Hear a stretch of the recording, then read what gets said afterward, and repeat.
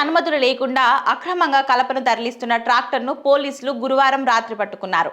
సంగారెడ్డి జిల్లా చౌట్కూర్ మండల థడన్పల్లి toll plaza వద్ద NH 161 పై కలపను తరలిస్తున్న వాహనాన్ని పోలీసులు గుర్తించి అదుపులోకి తీసుకున్నారు. ట్రాక్టర్లో తరలిస్తున్న కలపకు సంబంధించిన అనుమతి పత్రాలను పరిశీలించగా ఎలాంటి పత్రాలు లేకపోవడంతో కలప ట్రాక్టర్ను టోల్ ప్లాజా వద్దనే నిలిపివేశారు. పులక్కల్, చౌట్కూర్ మండలాల పరిధిలోని వివిధ గ్రామాల శివారు ప్రాంతాల్లో అనుమతులు లేకుండా పెద్ద ఎత్తున వృక్షాలను నరికి కలపను ఇతర ప్రాంతాలకు తరలిస్తున్నారన్న ఆరోపణలున్నాయి. కొందరు అక్రమార్కులు చెట్లను నరికి రాత్రి వేళల్లో ట్రాక్టర్లను ఇతర వాహనాలలో తరలిస్తున్నారని స్థానికులు ఆరోపిస్తున్నారు. పోలీసులు పట్టుకున్న ట్రాక్టర్ కలప ఎక్కడి నుంచి తీసుకొచ్చారు, ఎవరి అనుమతితో చెట్లను నరికారు, ఎక్కడికి తరలిస్తున్నారు అనే అంశాలపై సమగ్ర విచారణ చేపట్టాలని స్థానికులు కోరుతున్నారు.